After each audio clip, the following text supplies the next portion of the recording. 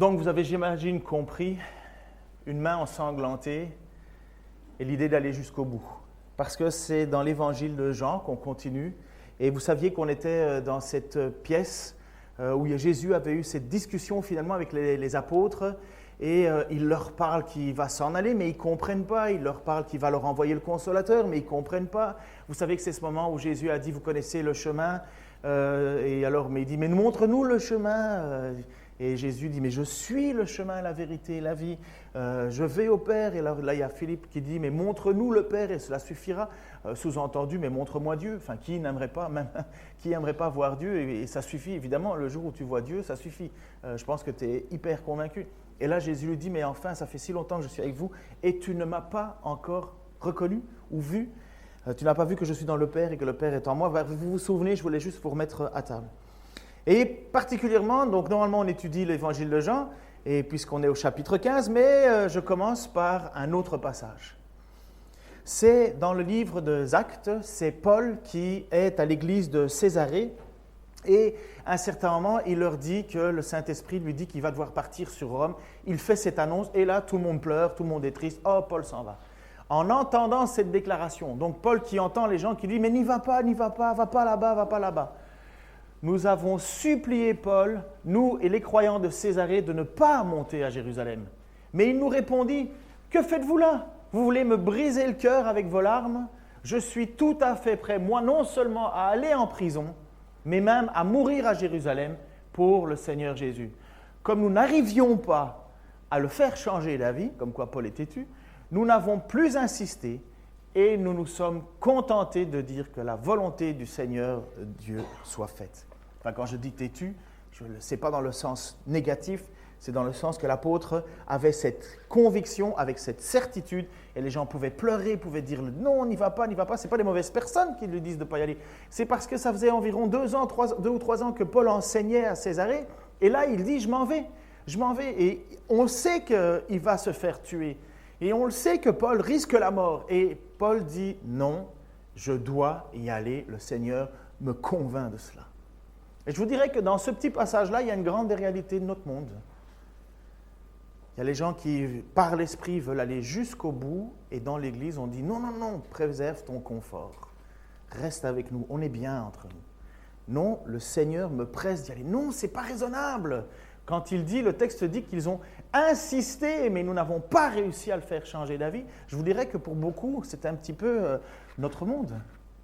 Ah mais non, c'est pas ça, c'est pas raisonnable. Il ne faut pas que tu fasses ça. N'y va pas. Tu es sûr que ça vient de Dieu? Tu es sûr que c'est une bonne chose de partir? Tu es sûr que c'est une bonne chose de tout abandonner? Tu es sûr que c'est une bonne chose de vendre ta maison? Tu es sûr que c'est une bonne chose de ne pas prendre des vacances cette année? Tu es sûr que c'est une bonne chose? C'est quand même plus raisonnable de profiter, de jouir des fruits de la vie, de s'assurer une carrière, de s'assurer un avenir. C'est quand même plus raisonnable. C'est ce que le Seigneur veut. Et Paul, il dit, vous ne me ferez pas changer d'avis. Et pourquoi Paul dit ça? Attention, quand je dis ça, je prends l'absolu. Tout le monde n'est pas appelé à partir. Tout le monde n'est pas appelé. Mais tout le monde est prêt à devoir tout sacrifier. Qu'est-ce qui pousse Paul à imaginer finalement que sa mort, puisqu'il s'en va pour mourir, il le sait, qu'est-ce qui pousse Paul à imaginer que sa mort est plus bénéfique que sa vie? En quoi un prédicateur mort a-t-il plus de force qu'un prédicateur vivant? En quoi un chrétien mort a-t-il finalement plus d'importance ou plus de valeur qu'un chrétien vivant? Parce que c'est ça ce que Paul est en train de dire. Il dit, non, je sais que je dois y aller, mais il sait qu'il va y mourir. Et d'ailleurs, je vais venir tout de suite parce qu'on va faire un petit récit historique de la vie des 12 apôtres. Chapitre 20, du verset 24, voici ce que Paul dit. « Ma vie m'importe peu. Je ne lui accorde aucun prix. Mon but, c'est d'aller jusqu'au bout de ma course et d'accomplir pleinement le service que Dieu m'a confié, c'est-à-dire proclamer la bonne nouvelle de la grâce de Dieu. » Pour l'apôtre Paul, proclamer la bonne nouvelle de la grâce de Dieu, ça va jusqu'à en est devant l'empereur. Ce n'est pas n'importe quel empereur, c'est Néron. Vous savez que c'est quand même le plus coriace de tous les empereurs, c'est lui qui était le plus méchant. L'histoire nous dit que c'est lui qui a fait brûler la moitié de la ville de Rome et finalement accuser les chrétiens. Et finalement, la persécution a été incroyable. Mais vous allez voir, il y a des surprises.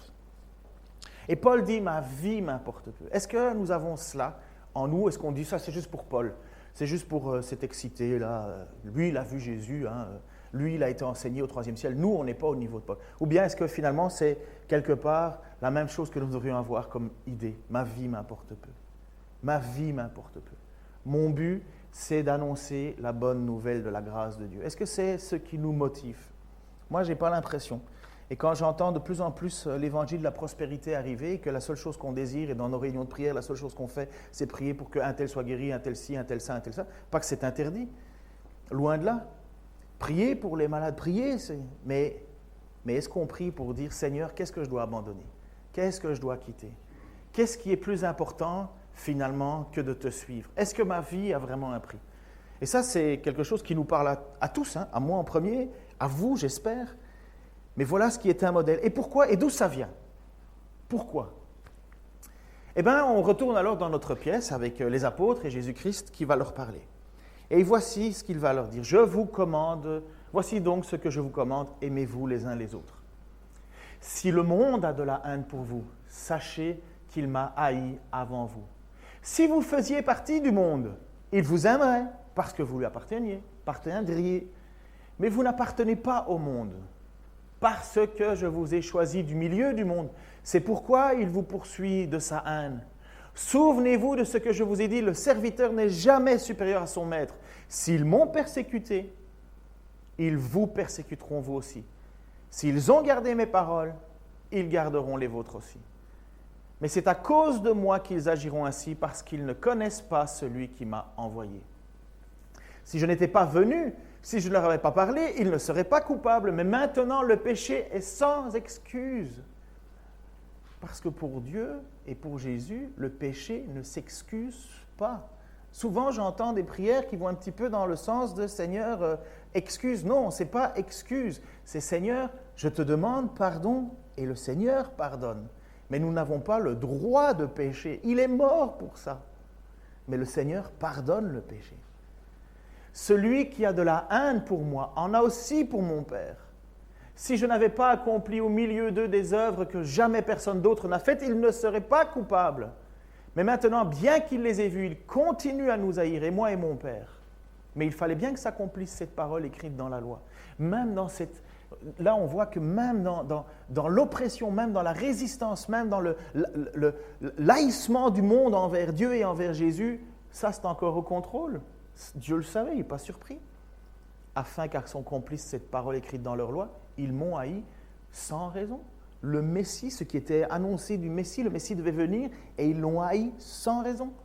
Quand le défenseur sera venu, le Saint-Esprit, celui que je vous enverrai du Père, l'Esprit de vérité qui vient du Père, il rendra lui-même témoignage de moi. Et vous, à votre tour, vous serez mes témoins, car depuis le commencement, vous avez été à mes côtés. Je vous ai dit tout cela pour que vous soyez préservés de toute chute, car on vous exclura des synagogues. Et même l'heure vient où ceux qui vous mettront à mort s'imagineront rendre un culte à Dieu. Ils en arriveront là parce qu'ils n'ont jamais connu ni mon Père ni moi. Je vous ai annoncé tout cela d'avance pour que lorsque l'heure sera venue, pour eux d'agir ainsi, vous vous rappelleriez ce que je vous ai dit. Vous voyez, ça c'est un moment particulier dans l'histoire de l'Église et finalement dans la vie des apôtres. Les apôtres se rendent compte que Jésus va partir, les apôtres sont un peu stressés, ils disent qu'ils ne veulent pas qu'il parte. Et les apôtres, Jésus leur dit, mais je vais vous envoyer le Consolateur, le Saint-Esprit. Et ce Saint-Esprit, finalement, ce n'est pas pour qu'ils restent ensemble dans la chambre haute à ne rien faire. Ce Saint-Esprit, c'est celui qui va témoigner au nom de Jésus-Christ. Jusqu'à présent, ce n'était pas trop compliqué pour les apôtres. Parce que celui qui prenait les coups, c'était Jésus. Celui qui parlait à la foule, c'était Jésus. Ce que les apôtres faisaient, c'est qu'ils étaient témoins finalement de ce que Jésus disait et faisait, même s'ils fuyaient avec. Mais finalement, toute la rage et toute la haine était dirigée vers Jésus lui-même. Les apôtres étaient à côté, les disciples étaient à côté, certainement témoins, mais on ne voit pas que les apôtres étaient vraiment embêtés dans les Écritures. Mais à partir du moment que le Saint-Esprit est arrivé, c'est devenu différent. C'est les apôtres eux-mêmes qui sont devenus les témoins, qui sont devenus ceux qui étaient appelés par Jésus-Christ à souffrir comme lui. Ils avaient besoin d'entendre cette parole. Ils avaient besoin d'entendre cela de la part de Jésus-Christ. À ce moment-là, parce qu'ils allaient en vivre des moments difficiles. Vous savez, vous attendez le Messie. On attend le Messie. Le Messie arrive et on croit que wow, tout va aller, tout va être génial, tout va être facile. Il va s'occuper de tout. Et puis vous vous rendez compte que ce Messie dit, voilà, je vous ai enseigné, maintenant je m'en vais. C'est à votre tour.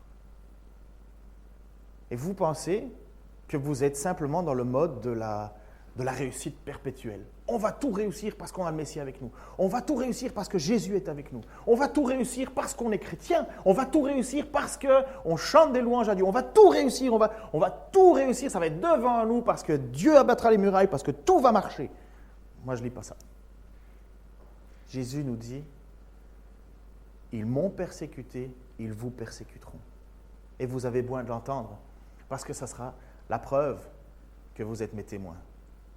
Ça sera la preuve que vous n'êtes pas en train de faire un message qui plaît au monde, mais c'est un message qui ne plaît pas au monde.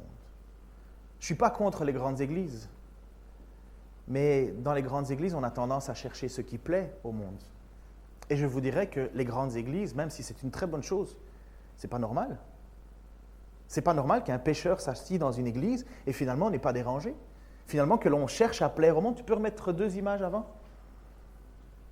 Voilà. Si vous faisiez partie du monde, il vous aimerait. C'est quoi le monde? Le monde, c'est l'endroit dans lequel nous sommes tous nés. C'est un endroit dont la morale est dépourvue, même si on peut avoir des bonnes personnes, hein, attention, mais le monde, c'est ce que nous étions avant. Et qu'est-ce qui fait qu'on n'est plus du monde? Quelle raison? Jésus leur dit, c'est parce que je vous ai choisi du milieu du monde. Je t'ai retiré de ce milieu de monde. Je t'ai appelé à être un témoin dans ce monde. Tu vas être au service de ce monde, de mon évangile. Tu vas être un témoin, mais dans ce monde. Et parce que je vous ai choisi, on va vous haïr. Ah ben merci Jésus.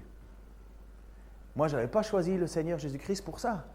Moi, je n'avais pas choisi d'être chrétien pour ça. Moi, j'avais choisi d'être chrétien pour avoir une magnifique épouse, avoir des magnifiques enfants, avoir un bon travail, une belle maison, un bel avenir, être gentil, être aimé de mes voisins, être aimé du monde et que mon patron me voit comme l'homme modèle. Vous avez déjà entendu cela? J'imagine. Ça résonne à vos échos. Mais qu'est-ce que Jésus dit? Non, non, je vous ai choisi du monde et il va vous haïr parce qu'il m'a haï. Mais si vous étiez du monde, ben, le monde vous aimerait. Le monde vous aimerait parce que vous lui appartiendrez. Alors quand on ne fait plus partie du monde, c'est simplement parce que Jésus nous a choisis. Et quand Jésus nous a choisis, ben, on ne fait pas grand-chose que dire Amen et merci. Mais maintenant, il faut aller jusqu'au bout. Et voilà ce qu'il va nous dire un peu plus loin. De tous les apôtres, un seul est mort en paix. Est-ce que vous savez lequel? Jean. D'ailleurs, il y a un texte qui dit « Et si je veux que celui-ci vive, que t'importe ?» C'était les apôtres qui posaient la question au savoir finalement comment ils allaient mourir. Mais ce matin, c'est une petite prédication plus avec un côté historique pour savoir finalement ces apôtres qui sont dans cette chambre haute et qui reçoivent ce message de Jésus-Christ, ils sont là et finalement Jésus leur dit « Vous inquiétez pas. Si on vous persécute, ce n'est pas que c'était le mauvais message, ce n'est pas que vous avez choisi le mauvais Messie. Non, non, au contraire, vous avez choisi le bon Messie. Vous avez reconnu en moi le Fils de Dieu, vous avez reconnu en moi le Messie, vous avez reconnu en moi celui qui peut vous sauver. Mais ça ne va pas être facile. Étienne, vous savez, ça c'est dans le livre des Actes, a été lapidé à Jérusalem. On dira que Étienne est le premier martyr officiel. Vous savez, c'est à ce moment-là qu'il a levé les yeux au ciel et qu'il a vu Jésus-Christ à la droite de Dieu et il a dit, voilà, je vois le Fils de Dieu à la droite, je vois Jésus à la droite. Et à un certain moment, ils l'ont lapidé et ses dernières paroles, c'était « Père, pardonne-leur leurs fautes ». Matthieu, il a souffert le martyre en Éthiopie et on pense, attention à ce que je vous dis là, c'est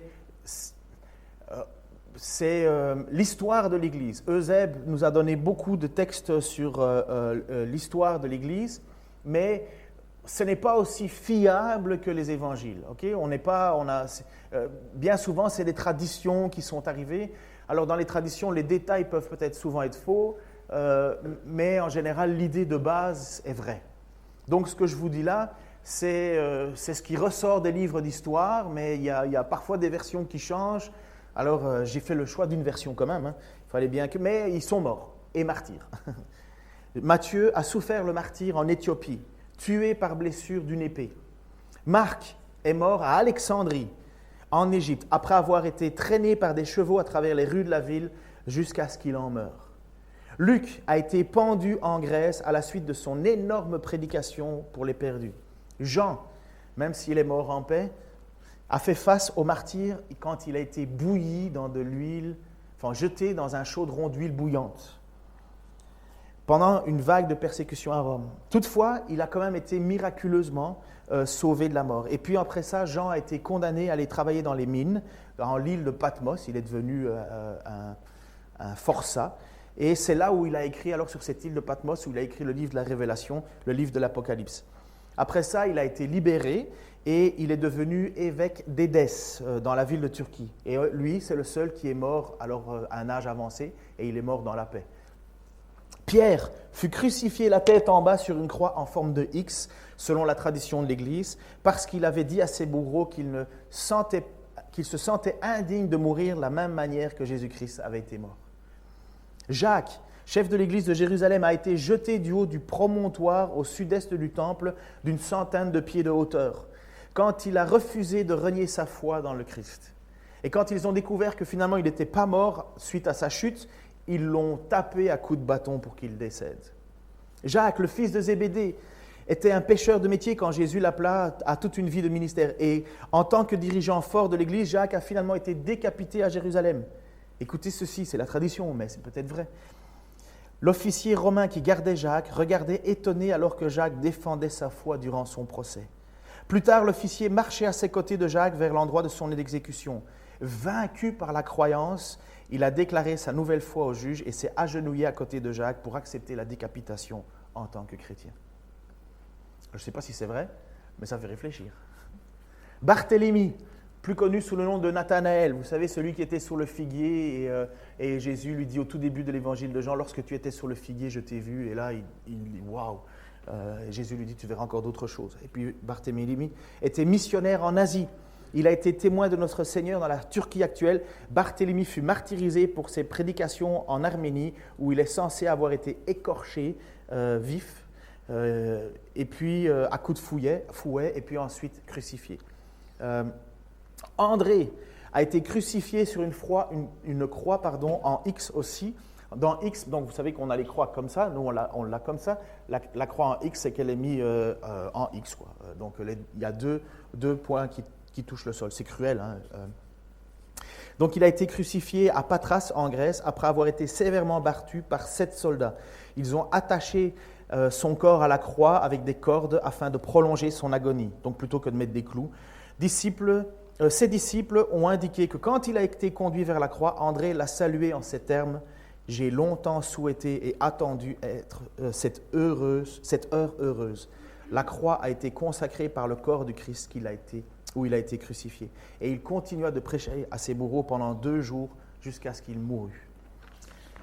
Thomas, vous savez Thomas, celui qui doutait, dis-moi si je ne mets pas la main, et finalement qui a reconnu et qui est le premier à reconnaître la divinité de Jésus en tombant à genoux en disant « Mon Seigneur et mon Dieu ». Thomas a été transpercé par une lance en Inde, ou l'un de ses voyages missionnaires où il était parti pour établir l'église là-bas. Et d'ailleurs, en Inde, il y a une église qui s'appelle Saint Thomas et qui serait le lieu où finalement Thomas aurait implanté le christianisme. Jude, le frère de Jésus, a été tué par des flèches quand il a refusé de renier sa foi à Christ. Matthias, vous savez, Matthias, c'est celui qui avait été choisi pour remplacer Judas. Une tradition soutient que Matthias a été lapidé à Jérusalem par des Juifs, puis ensuite décapité. Philippe, il a été crucifié aussi, selon une plaque qu'on a trouvée dans une église. Paul, notre fameux Paul. Donc là, on n'a pas de certitude, mais voilà ce que la tradition de l'Église nous dit, c'est qu'il aurait été torturé et puis décapité par Néron en 67. Paul a subi un long emprisonnement, vous savez que Paul a été emprisonné pendant longtemps, et c'est pendant ce temps d'emprisonnement qu'il a écrit à toutes les églises les lettres et les épîtres. Et la tradition de l'Église dit que Néron a exécuté Paul en 67. Mais on n'en sait rien. Vous savez ça, on ne peut pas le certifier. Mais vous voyez que ce qui s'est passé dans cette pièce-là et que Jésus leur dit « ils vont vous haïr », mais ils l'ont fait. À part Jean qui, il a eu son lot de souffrance, tout le monde a souffert.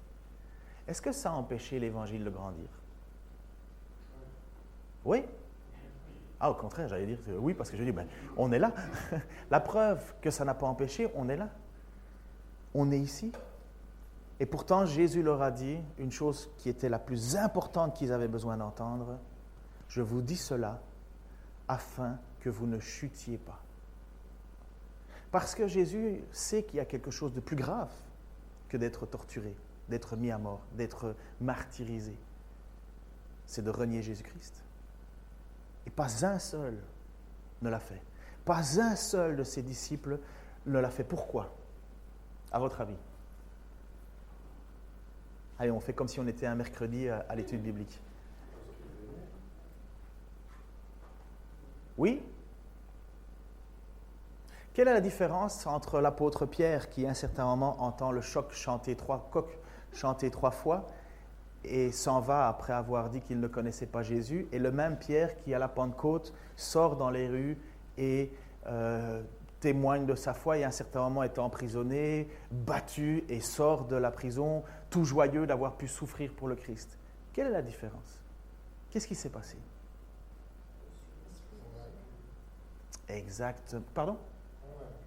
Encore plus particulièrement, ils ont reçu l'Esprit. Ils ont reçu l'Esprit. Et l'Esprit nous fait accepter et voir des choses qui sont impensables à l'homme. C'est ce que Jésus a dit dans ce texte. Tu peux remonter un tout petit peu plus haut, avant, s'il te plaît? Non, avant. Avant. Bon, là, c'est très, très avant. C'est dans Jean. Donc là, on est en Actes. Après, voilà. Ah, je pense que tu es allé trop vite, là. Quand sera venu le défenseur, celui que je vous enverrai du Père, l'Esprit de vérité qui vient du Père, il rendra lui-même témoignage de moi. Tu peux passer le suivant? Et vous, à votre tour, vous serez mes témoins. L'action du Saint-Esprit dans la vie d'un chrétien, c'est témoigner Christ jusqu'au bout. Jusqu'au bout. Beaucoup de gens se posent 100 000 questions sur le Saint-Esprit. Beaucoup de gens veulent chercher des vagues de l'Esprit. Je dirais la plus grande preuve première de l'Esprit de Jésus-Christ en nous, c'est que nous rendons témoignage de lui, quelles que soient les circonstances, que ce soit par sa vie ou par sa mort. Ça, c'est la vie de l'Esprit en nous. Voilà ce que Jésus a dit. Et les apôtres n'auraient jamais pu y arriver si Dieu ne leur avait pas donné cet Esprit en eux. Est-ce que vous croyez cela? Est-ce que vous pensez que c'est important de revenir au fondement de c'est quoi la vie de l'Esprit? C'est un cadeau que Dieu nous fait. Et étonnamment, c'est un cadeau qui peut nous amener jusqu'à la mort. Ce n'est pas notre quotidien aujourd'hui, mais vous allez voir, c'est étonnant. Jean, chapitre... Donc Jésus leur dit finalement aux serviteurs, je vous dis tout cela, je pense que c'est 1 et 2. Voilà, c'est ça. Je vous dis tout cela pour que vous soyez préservés de toute chute. Car on vous exclura des synagogues, et même l'heure vient où tous ceux qui vous mettront à mort s'imagineront rendre un culte à Dieu. Ils seront convaincus qu'en faisant mourir des chrétiens, c'est ce que Dieu approuve. L'Inquisition, c'était le fait de mettre à mort aussi des chrétiens qui professaient Jésus-Christ. La guerre contre les protestants, contre Luther. Luther a failli être mis à mort, il a été sauvé de justesse. Et qu'est-ce que Luther faisait? Il disait « sola scriptura », l'écriture seule. Et les gens pensaient qu'ils allaient rendre un culte à Dieu en faisant mourir cet hérétique. Ils étaient convaincus qu'ils rendaient un culte à Dieu en faisant cela. Il y a beaucoup de textes qui nous montrent que finalement les chrétiens étaient persécutés, mais les gens qui le faisaient étaient convaincus que c'était une bonne chose. On vous exclura des synagogues, mais pour un chrétien de l'époque, pour les apôtres, être exclu de la synagogue, c'était être exclu de sa patrie, exclu de son lieu de vie avec les siens. Et Jésus leur dit ça avant que ça arrive. Parce que quand ça va arriver, il veut le faire comprendre en disant c'est tout à fait normal ce qui va vous arriver. C'est tout à fait normal. Je vous le dis afin que vous ne chutiez pas. Et chuter, c'est renier. C'est pas autre chose. et je vous ai, pardon, et ils en arriveront là parce qu'ils n'ont jamais connu ni mon Père ni moi. Ces gens qui finalement veulent faire mourir, ces témoins qui ont l'Esprit en eux, veulent leur faire mourir. Pourquoi? Parce que Jésus leur dit, ils ne connaissent pas Dieu, ils ne connaissent pas Jésus, ils ne me connaissent pas, ils ne connaissent pas mon Père. Je vous ai annoncé tout cela d'avance pour que lorsque l'heure sera venue, pour eux d'agir ainsi, vous vous rappeliez que je vous l'ai prédit. Lorsqu'on est martyrisé, lorsqu'on est écrasé, lorsqu'on est abattu par Dieu, par le monde, nous pouvons nous souvenir de ce que Jésus a dit. Ils m'ont haï, ils vous haïront. Si vous étiez du monde, ils vous aimeraient. Mais vous n'êtes pas du monde parce que je vous ai choisi du monde. S'ils m'ont rejeté, ils vous rejetteront. Mais s'ils gardent mes paroles, ils garderont vos paroles. Et ça, c'est la note la plus importante finalement. Parce que à quoi ça sert de rester sur terre si c'est pour mourir? À quoi ça sert que Christ nous appelle à lui, finalement, d'être sauvés parce que nous reconnaissons notre péché, nous reconnaissons notre besoin de Jésus-Christ, et finalement, on attend quoi? D'être les punching balls du monde? D'être les jouets des sadiques? Non. C'est parce qu'au milieu de tout ça, il y a des gens qui entendront la parole. De la même manière qu'il y en a certains qui ont entendu la parole de Jésus et qui l'ont retenue.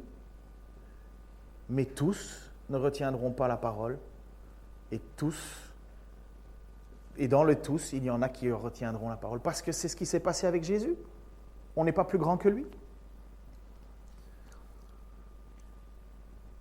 Jésus les avait déjà quand même prévenus aux apôtres. Il leur avait dit, il les avait mis en préparation quelque part. Et en Jean chapitre 12, qu'on avait déjà vu, il dit au verset 25 et 26, « Celui qui s'attache à sa propre vie la perdra, mais celui qui fait peu de cas de sa vie, en ce monde, la gardera pour la vie éternelle. Si quelqu'un veut être à mon service, qu'il me suive. Là où je serai mon serviteur, il sera aussi.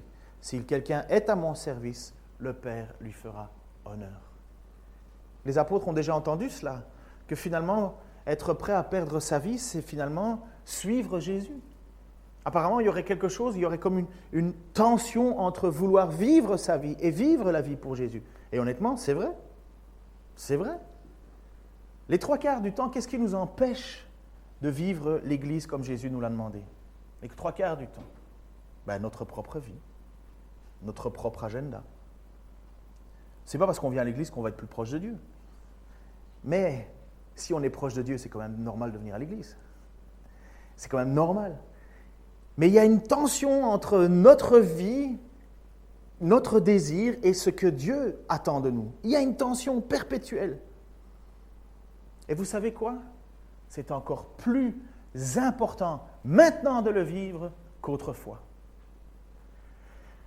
Vous allez être étonné de cette information, enfin je l'espère, comme moi-même j'ai été étonné. Vous savez à combien on évalue les persécutions qui sont passées sous Néron et compagnie, et finalement jusque le début de l'ère chrétienne, jusqu'à environ en 392, où Théodose Ier le Grand entraîne finalement le fait que la religion chrétienne deviendra la religion officielle et unique. Combien il y a eu, à votre avis, de persécutés? Quoi? Même pas. Entre 4000 à quelques dizaines de milliers. On s'attend à plus. Hein? Entre 4000 à quelques dizaines de milliers de personnes ont été... Bon, les chiffres exacts, on n'a pas. Hein? On n'a pas les actes de naissance non plus. Mais on n'est pas dans les millions. On est dans les dizaines de milliers. Et nous, on regarde ça toujours comme si c'était des palettes et des palettes de chrétiens sacrifiés. Non. Savez-vous qu'aujourd'hui, un chrétien meurt en martyr toutes les 5 minutes. Un chrétien dans le monde entier meurt en martyr toutes les 5 minutes. Et ça, on le sait parce qu'il y a le Christian Freedom International, CFI, qui fait des rapports. Et voilà ce que je vais vous lire. Donc, cette info chrétienne date du 23 septembre 2015. Un chrétien meurt pour sa foi toutes les 5 minutes dans le monde sous les coups de l'État islamique ou d'autres organisations terroristes. Les recherches du CFI concluent que 200 millions de personnes vivent la persécution dans 105 pays différents, ce qui fait du christianisme la foi la plus risquée au monde. Selon l'organisation, le nombre de chrétiens morts en martyrs a été plus important au XXe et au XXIe siècle, donc avec un 1-9 devant et un 2-0 devant, qu'au cours des 19e siècles précédents. Il y a eu plus de chrétiens persécutés, morts en martyrs, sur le 20e et 21e siècle que tout ce qu'il y a eu avant. Est-ce que c'est donc normal ce qui se passe? Oui. Oui. Est-ce que le chrétien est plus que vainqueur? Est-ce que nous sommes plus que vainqueurs? En quel sens? En quel sens? Plus que vainqueur. Parce que ça aussi, c'est détourné. On est plus que vainqueur parce qu'on a l'assurance de notre salut et que la mort ne peut rien nous enlever de ce qui nous a été promis. Pourquoi est-ce que c'est important de l'entendre cela aujourd'hui?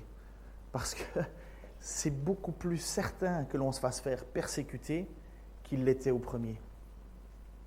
C'est beaucoup plus sûr. Nous, on vit dans une période, vous et moi, on le sait, là, dans une anesthésie. On regarde des persécutions, on change de chaîne, hop, on passe au feu de l'amour. On regarde autre chose qui nous dérange un peu, on change de chaîne. Mais il y a un moment où on ne pourra pas changer de chaîne. Il y a un moment où on va devoir faire certainement face à la plus grande épreuve que notre Saint-Esprit devra endurer. Fini de parler d'avoir la plus belle voiture, la plus belle ci, la plus belle ça. Simplement, à un moment donné, comme il se passe en ce moment en Syrie, il y a des gens qui lui disent « Est-ce que vous croyez que Jésus-Christ, est-ce que vous voulez renier Jésus-Christ ?» Ils disent « Non ». Et je peux vous assurer que les petites tortures de l'époque, ce n'est rien comparativement à ce qu'ils font aujourd'hui. Mais est-ce que c'est normal? On pourrait dire, selon les droits de l'homme, c'est totalement scandaleux, c'est inexcusable, ceci, cela. Mais Jésus a dit quoi aux apôtres? Ça va arriver. S'ils m'ont haï, ils vont vous haïr. Si le monde, vers Jean 15, si le monde a de la haine pour vous, sachez qu'il m'a haï avant vous. Si vous faisiez partie du monde, il vous aimerait parce que vous lui apparteniriez. Mais vous n'appartenez pas au monde parce que je vous ai choisi du milieu du monde. C'est pourquoi il vous poursuit de sa haine. Nous savons donc que ce que Jésus nous a enseigné, c'était l'image après, ce que Jésus nous a fait savoir, c'est que ces choses-là allaient arriver. Non pas à cause de nous, c'est pas à cause de toi, c'est pas parce que tu te comportes, ou ça peut être, mais c'est pas parce que tu comportes bien ou mal, c'est pas parce que tu as bien ou mal parlé, c'est parce que les gens ont de la haine, non pas pour qui tu es, mais pour ce que tu représentes par le Saint-Esprit qui vit en toi. Et pourquoi ce monde a de la haine? Maintenant, on va mettre l'image précédente. Parce que le chrétien dénonce d'une façon ou d'une autre le péché. Mais à cause de moi, c'est à cause de moi qu'ils agiront ainsi, parce qu'ils ne connaissent pas celui qui m'a envoyé. Si je n'étais pas venu, si je ne leur avais pas parlé, ils ne seraient pas coupables. Mais maintenant, leur péché est sans excuse. Celui qui a de la haine pour moi en a aussi pour mon Père. Pourquoi est-ce que le monde déteste les chrétiens? Parce que d'une manière ou d'une autre, nous représentons à la fois une odeur de vie et une odeur de mort. À la fois, nous sommes ceux qui portent la grâce en nous. Mais écoutez, c'est quand même magnifique, quel message! Dieu nous pardonne, Dieu nous rachète, Dieu veut nous sauver, Dieu veut nous bénir, Dieu veut nous accueillir dans ce nouveau peuple qu'il est en train de se créer. Et Dieu veut t'appeler toi à venir, veut t'appeler toi. Ah non, je ne veux pas. Mais c'est un cadeau magnifique. Des gens qui donnent leur vie pour leurs amis, des gens qui sont prêts à partager leurs richesses, des gens qui veulent s'aimer. Mais pourquoi les faire mourir? Mais quel est le sens? Pourquoi? Simplement parce que nous dénonçons le péché, même sans le vouloir. Et attention de ne pas le dénoncer. Attention d'être des églises ou des personnes qui finalement n'oseraient jamais aborder la question du péché. Et ce n'est pas contre nous qu'ils en veulent, c'est contre ce que nous représentons. Mais ce que nous représentons, c'est le chemin, la vérité et la vie. Alors, vous vous souvenez, il y a 3 semaines, je vous avais parlé, on avait parlé sur la question de « aimez-vous les uns les autres ». Et apparemment, ça a fait discuter très bien.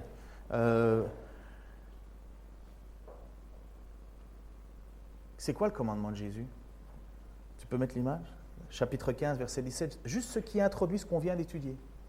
Ce que je vous commande, c'est de vous aimer les uns les autres. Je réfléchissais à ça encore et encore. Qu'est-ce que ça veut dire s'aimer les uns les autres? Pour nous aujourd'hui, ça a l'air d'être compliqué, de s'aimer les uns les autres. Mais je peux vous dire qu'une église persécutée, elle trouve de la joie à se retrouver. Parce que les seuls endroits où on est accepté, les seuls endroits où on est aimé, les seuls endroits où les gens vont pas me tuer parce que je crois en Jésus, c'est l'Église. Le seul endroit qui est le plus sûr et certain pour nous, c'est l'Église, parce que Jésus nous a commandé de nous aimer les uns les autres. Le seul endroit où je vous pourrai avoir du répit sur cette terre, c'est l'Église. Le seul endroit le plus magnifique, c'est l'Église. Le seul endroit où je vais être accueilli, restauré, secouru, c'est l'Église. Mais pour nous, on n'en a rien à... Parce qu'on n'est pas persécuté. Et finalement, l'Église, c'est peut-être pas l'endroit où j'ai fraîchement envie d'aller. Je peux vous assurer que dans les pays persécutés, ils sont là au moins 2 heures à l'avance. Nous, à moins 15, on se dit qui va venir. Mais parce que l'Église, ça doit être ce lieu justement où l'amour est présent, où la joie est présente. Alors nous, évidemment, le monde est plus attirant quelque part, parce que le monde ne nous rejette pas. Mais combien de temps ça va durer? Combien de temps ça va durer? Un chrétien, toutes les 5 minutes, meurt à cause de sa foi. Juste sa foi en Jésus-Christ. Juste sa foi. Pas parce que c'est des bonnes ou des mauvaises personnes. Pas parce qu'ils sont gentils ou généreux ou pingres. Non. Ils peuvent être les meilleures personnes du monde. Ils sont juste à cause de leur foi. Ma question, c'est un peu trop long, pardon. Ma question, est-ce que vous êtes prêts? Et dans ta prière, est-ce que tu es prêt à aller jusqu'au bout? Est-ce que tu comprends l'importance finalement de ce message que Jésus nous commande? Aimez-vous les uns les autres. Si en plus dans l'Église on ne s'aime pas, si en plus entre chrétiens on ne s'aime pas, mais la vie est un enfer. Alors Seigneur, je te remercie parce que tu me rappelles à moi en premier, encore une fois, l'importance de nous aimer. Seigneur, c'est vrai que et je le vois dans ma propre vie, Seigneur, parfois je trébuche là-dessus, Seigneur. Bien souvent, Seigneur, les choses du monde peuvent être plus attirantes, Seigneur.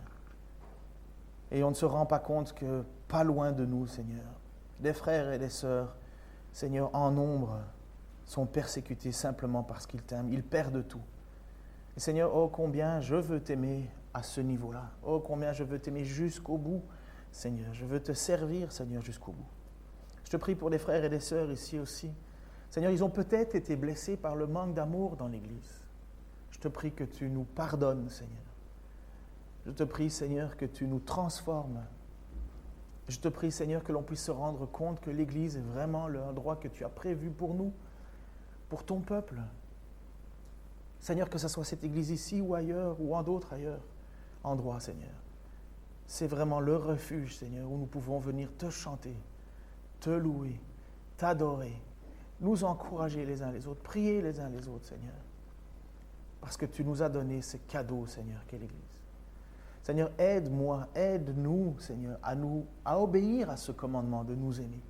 Non pas un amour qui accepte le péché, Seigneur, mais un amour qui se bat contre le péché. Non pas un amour, Seigneur, qui est froid, mais un amour qui est généreux. Seigneur, nous en avons tant besoin de cet amour, cet avant-goût du ciel, Seigneur. Nous en avons tant besoin, jusqu'au jour où les moments plus sombres arriveront, Seigneur. Et nous ne nous en étonnons pas. Ils arriveront, Seigneur, à cause de toi, parce qu'ils t'ont rejeté, Seigneur. Prépare-nous à cela, Seigneur. Merci parce que tu nous as fait grâce, Seigneur, de retenir ton message. Merci parce que nous l'avons entendu, Seigneur, et nous l'avons retenu. Et maintenant, nous sommes sauvés. Nous savons, Seigneur, que la vie, Seigneur, n'est plus rien parce que nous avons la vie en toi, Seigneur. Je te prie, Seigneur, d'encourager mes frères et sœurs ici. Je te prie de nous transformer et de nous faire comprendre ce qui est le plus important à tes yeux. Au nom de Jésus-Christ. Amen.